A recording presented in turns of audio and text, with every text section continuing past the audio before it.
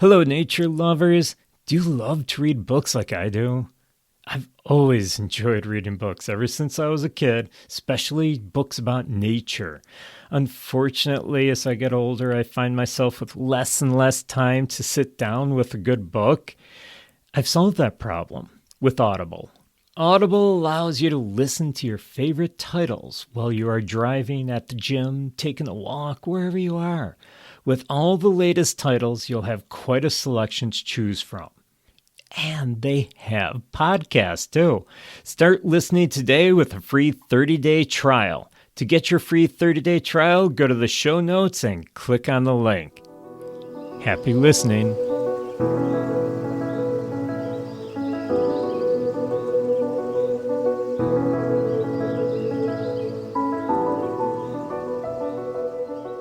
Good morning, friends, and welcome to the wilds of, my backyard. I'm Paul, and this is the Nature Wanderer podcast. And today I'm wandering in my own backyard, actually through my woods, and we are in search of a very mysterious creature. Okay, not that mysterious, but the spring ephemeral. What is a spring ephemeral, you may ask? Well, a spring ephemeral is essentially a plant, a flower, that does what all plants want to do. Head to the sun, get the nourishment it needs. That's what plants need to survive. They need space. If they're crowded out, they're going to die. So they do need space. They also need sunlight, and they need nutrients, and they need rain, water. So those are the essentials to get this plant to grow. Okay, I'll admit it, every once in a while I have a plant that I overwater and it dies. I'm getting better with houseplants, but how many times have you either overwatered or forgotten to water a plant, or you didn't give it the proper nutrients it needed, the soil was bad? It's not easy to keep a plant alive. Well, plants need those things to survive. So in the springtime, it's a time of renewal, a time of growth, a time of starting over. The cold winter killed off a lot of the plants, and I shouldn't say killed off, it just made them go dormant because they didn't have everything that they needed to survive, to live. The days got shorter, they didn't have as much sunlight, they didn't have the warm temperatures, they couldn't handle the cold, trying to grow underneath the snow. There are some plants that will, but most won't.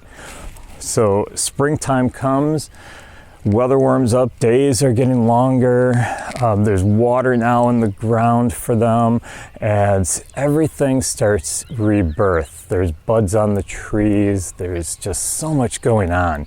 And before the trees start to leaf out, I did my podcast on maple sugaring, where I talked about how the warm days and the buds start coming out onto the branches. The buds start coming out onto the branches and they start reaching for that sunlight. But before that happens, all the energy is basically coming from where it's been stored all winter, down in the ground, and it works its way up through the trunk, out through the branches, and it opens up those buds and forms leaves. So that's what's happening, and that's how we get the sap flowing to get the maple syrup.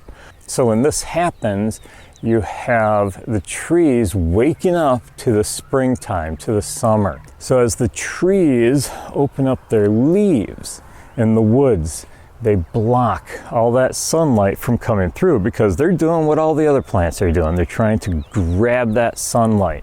They are opening their leaves so that the whole photosynthesis process can happen, and they're grabbing that sunlight and they're blocking it from all the plants below. That's why a lot of times if you walk through a forest, you only see little spots here and there of green, of maybe bushes, of flowers, of plants. You don't see a lot of green down on the forest floor. So that's why we have these flowers called spring ephemerals. Basically what a spring ephemeral is it's a plant that has a very short lifespan. maybe a couple of weeks. They don't last long at all. And the reason is because they don't have everything they need to last very long. They don't have everything they need to survive.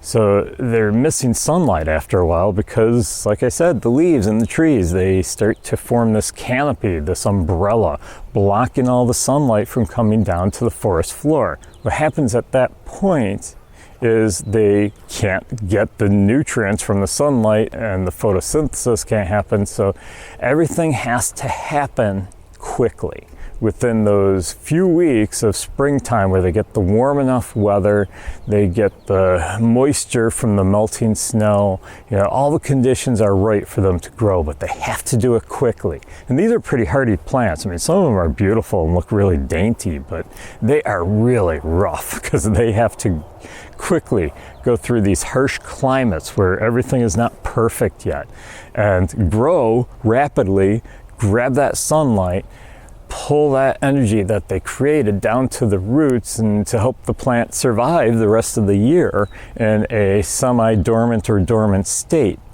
So everything happens with these spring ephemerals within a matter of weeks. It's very quick. So as I'm walking through the woods here, I'm gonna see what spring ephemerals we can find.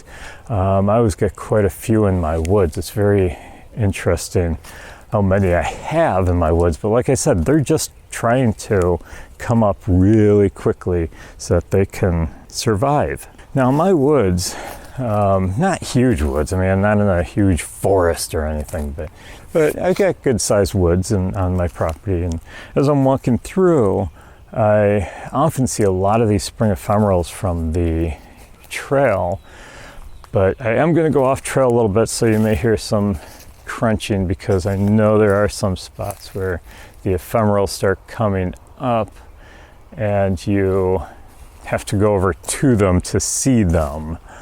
Okay, right now, because winter just ended, everything is a little bit brown. There's some green starting to come up, some grasses starting to show up. I do have some green on the ground that's not growing. It's actually the pine boughs that have fallen in the windstorms we've had in the past couple of weeks. Spring coming in, bringing in those warm fronts.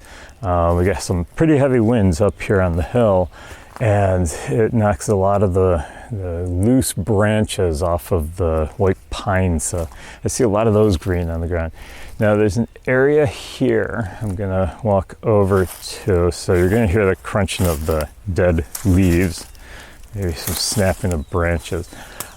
There's a plant that, this is the only place I ever see it. I'm sure it will spread. It's probably in other parts of my woods.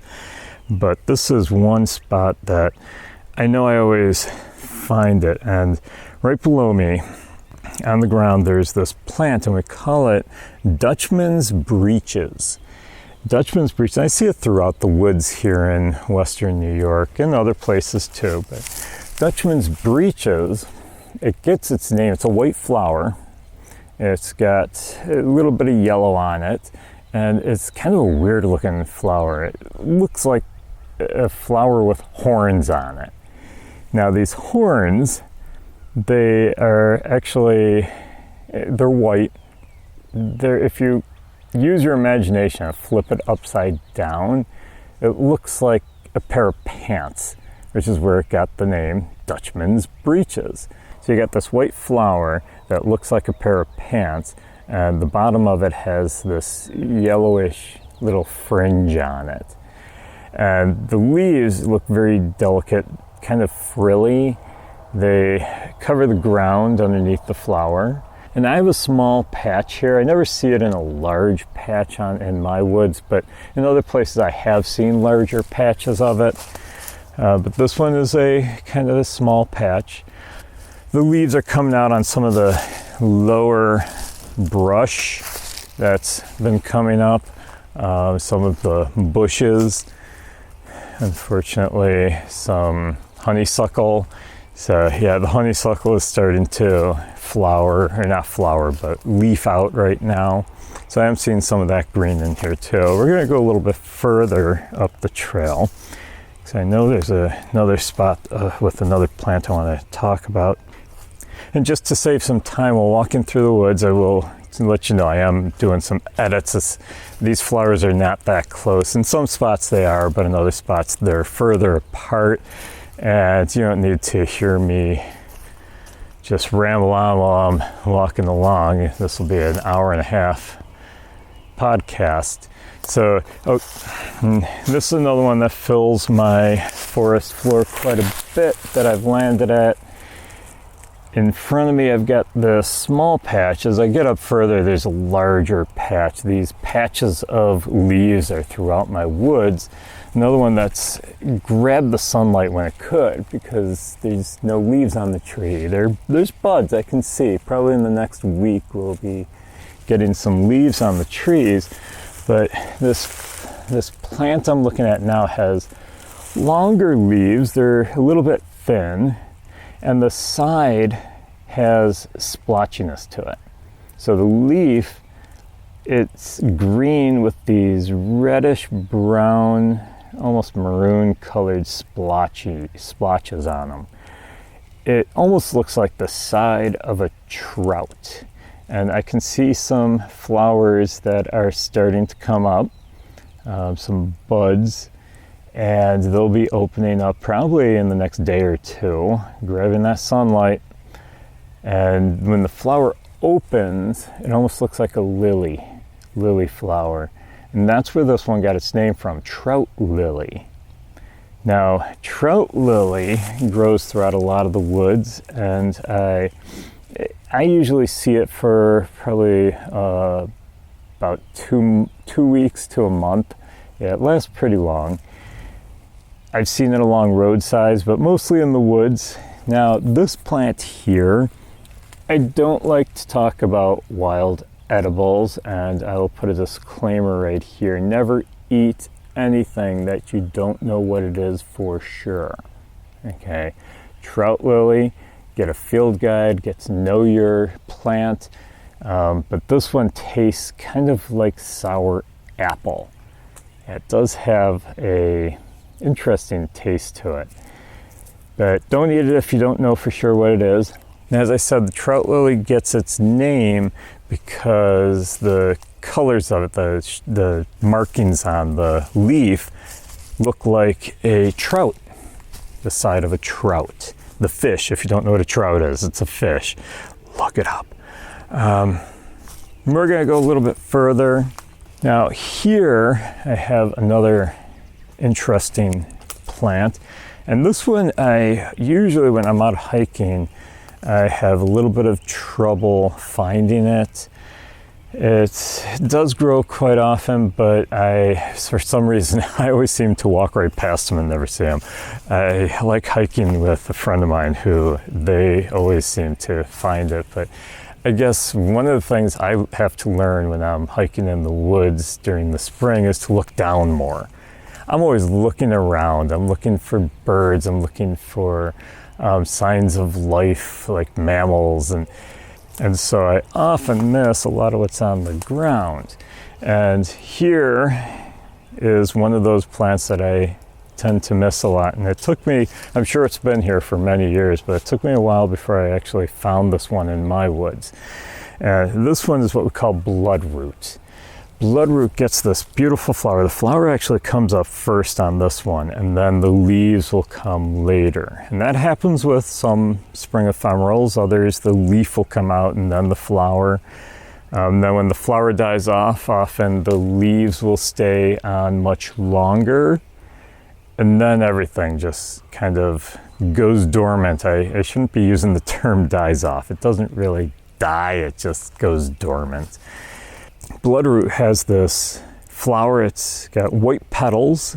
It's tiny, it's small, but they have white petals, probably about, these are probably about an inch in diameter. And the petals are white. They've got yellow in the middle of the flower, and they're really short to the ground. The reason they get the name bloodroot is because if you break open the leaves or you break open the roots, they tend to have a red sap that flows out of them. And it's almost like blood, so that's why I got the name bloodroot. Oh, and there's another patch of trout lily, and I forgot to tell you what color the flower is on the trout lily. The trout lily actually gets a yellow flower, pokes up about an inch above the leaves. Leaves are pretty low to the ground, and it pokes up a little bit higher. The flower has, like I said, it looks like a lily where it has the long petals that curve out, and it's yellow, bright yellow in color, so you can't miss trout lily as you're walking through the woods. I often see it while it's the flowers have already died off and I see just the green. So that's what the flowers of trout lily look like. And as I go a little further here, I'm seeing the Eastern Spring Beauty. Now, Spring Beauty, I don't always just see in the woods. These are actually on the edge of the woods here. My trail goes up close to the edge.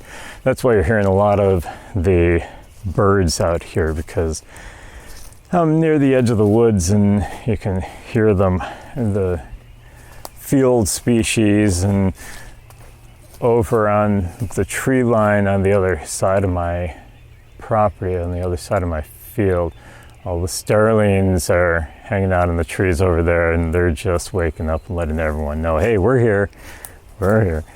So anyhow, on the edge of the woods here, I'm seeing the Eastern Spring Beauty.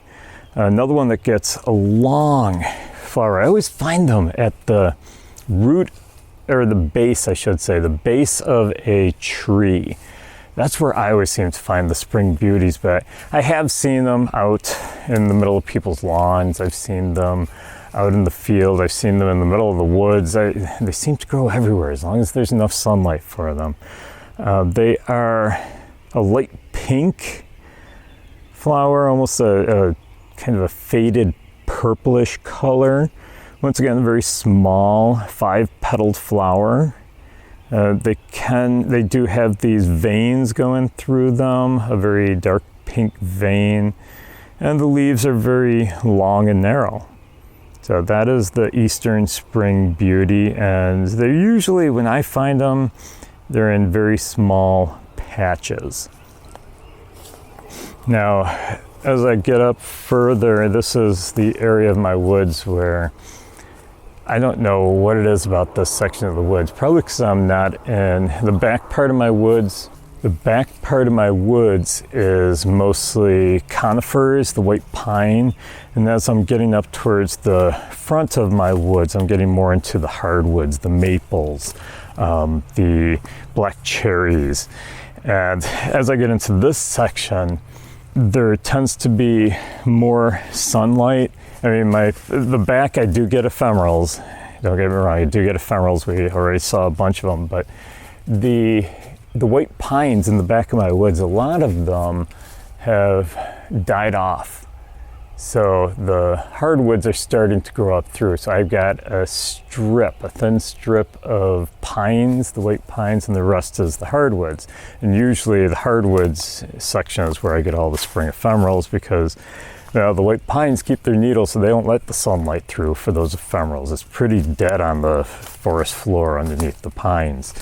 Also the acidity of the soil from all the pine needles falling on the ground, that also causes it to be a harsher environment for these ephemerals to grow through.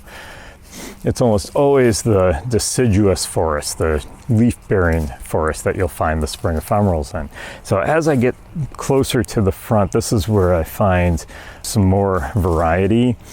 And this whole section I have here that I'm standing in gets these one of my favorite spring ephemerals. Very beautiful flowers, what we call the trillium. Tri is in the word trillium. Tri means 3, and the tri is in trillium. Trillium is a flower that gets 3 petals, gets 3 leaves. So even as it's coming up and the leaves come out, you'll see the 3 leaves there, and after the flower has died off, those 3 leaves are still on the ground. You know it's trillium. You can just tell once you know what it's like. Now the trillium flowers, I'm going to say they get to be probably, I should have brought a ruler with me, they get to be about 4 or 5 inches long. Each petal I'll say is like 3 inches, but the diameter of the entire flower is about, I'm going to say maybe 5 inches. Maybe even 6 sometimes. Yeah, I've seen some pretty big trillium. Now trillium is a very beautiful flower, 3 petals once again, 3 leaves on it. It usually grows in my woods. I've seen it get a little bit taller, but usually it stays pretty low in my woods, maybe about 3 inches off the ground. I've seen it get up to be about 4 inches in other areas. The colors of the flowers. I get red trillium in my woods, and I also get white trillium in my woods. Now, some people call the trillium the Trinity flower because of once again, the 3 leaves. It does have a few other names like Stinking Benjamin for its repulsive odor. Yeah, it does smell kind of like rotting meat if you get too close to it and you get big patches of it. There's actually a purpose for that odor of the rotting meat odor. The purpose is to attract flies. Why on earth would anyone want to attract flies? I know, we're always trying to get flies away from us, but it wants to attract the flies so that the flies are pollinating it. It's carrying the pollen from one flower to another. So that's why it smells that way. Another name that some people have called the trillium is wake robin, since it usually blooms around the time that the robins return. And so they're like, oh yeah, it's waking up the robins. It's like the robins weren't sleeping, they just migrated south. Now, we're gonna go a little bit further.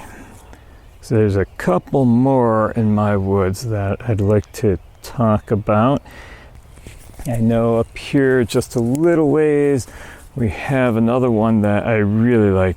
This one I can always tell just by the leaves. The leaf of this plant has these really sharp edges on, almost like teeth, and that's actually where it got part of its name.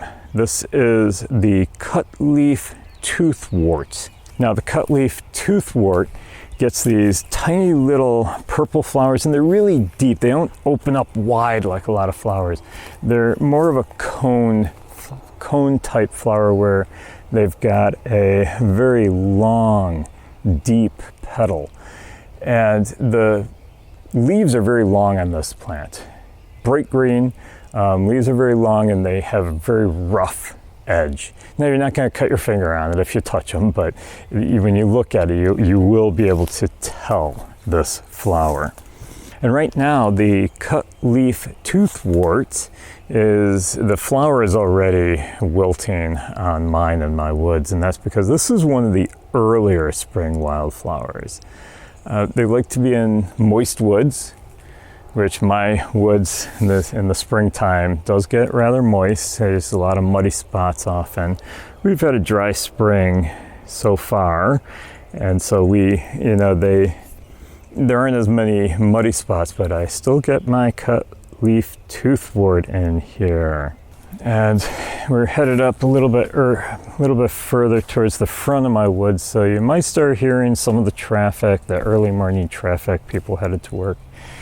And as we head up that way, I usually find, yep, there's some over there. I'm gonna have to walk over to it. This one's not right along the trail. A lot of these I walk right through the middle of. This one is more towards the edge, so I gotta walk over to it. This is what we call a wood anemone. I hope I'm pronouncing that right. Probably not, so feel free to correct me, send me all those emails. Oh, there's a large patch of trout lily. Like I said, I get a lot of trout lily in my woods. And there's another plant I get quite a bit of that we're going to see in a little while here. But anyhow, the wood anemone, it's almost like a ground cover. You get a lot of the leaves low to the ground. The leaves are in like a fan shape. You have these leaves where some of them look almost like a glove. They come in a lot of different shapes, but the middle leaf on it is usually kind of like a fan. It's got ridges on it, on the top of it. And then the flower is white in color, and it's really a beautiful flower. It's very small, delicate, and the flower it's very smooth, it's very rounded. And that's how I can always tell it apart from some of the other ones, because it looks almost like bloodroot, but the flower is very rounded. It does have the yellow stamens in the middle. It's very beautiful, very low to the ground, this one. And I'm seeing a large patch of green. And yep, I can smell it too, that we're coming up to.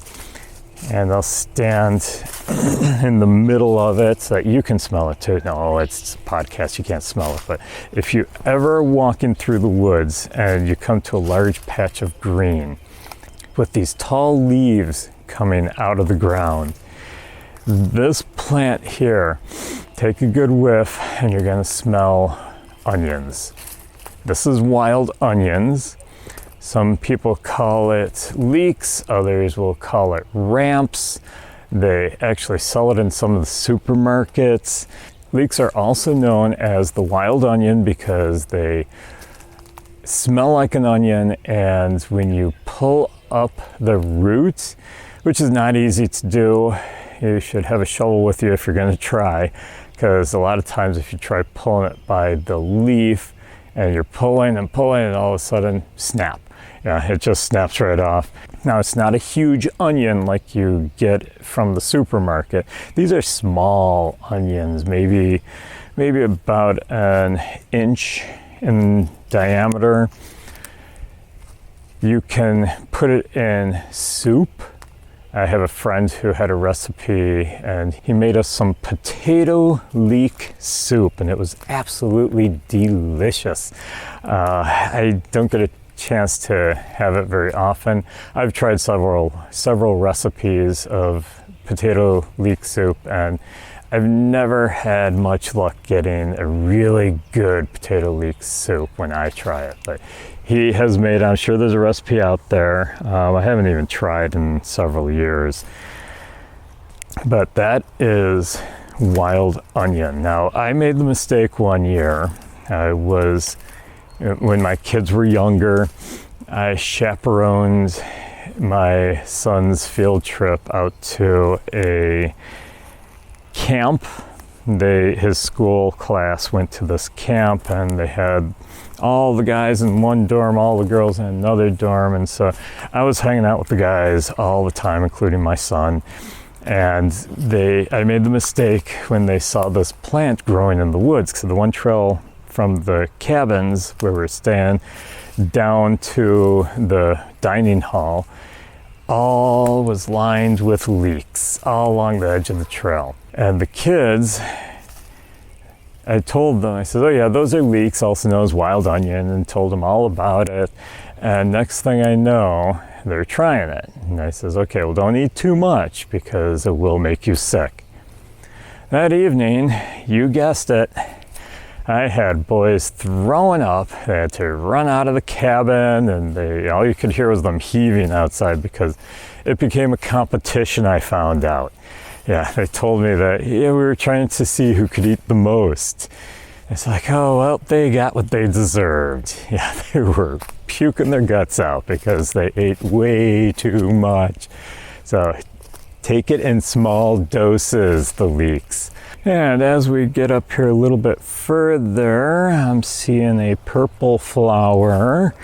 And this one here is the Virginia bluebells, another spring ephemeral. This one's got a nice smaller patch. I don't get a lot of these in my woods, at least I haven't discovered them all. Usually when I find them, they're in small patches, so I'm sure there's probably more in my woods. I just haven't found them. So these are the Virginia bluebell. They kind of grow in bunches, and I find them closer to the edge of my woods.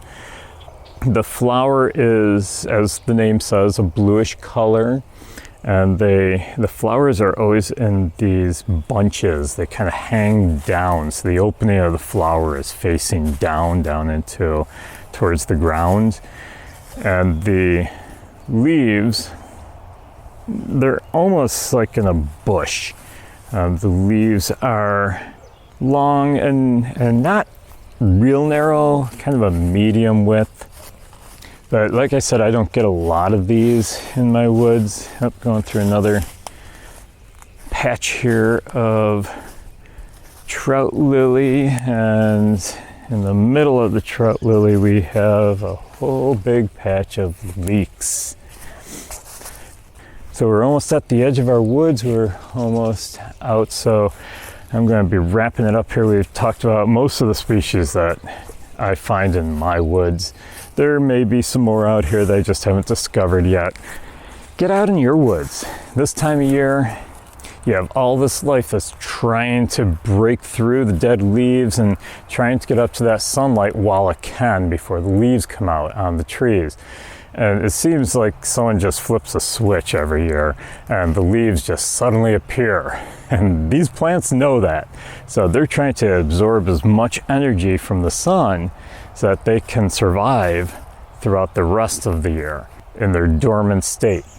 Get out in the woods if you have woods near you and start looking for these spring ephemerals. Don't wait too long because it doesn't last more than a couple of weeks.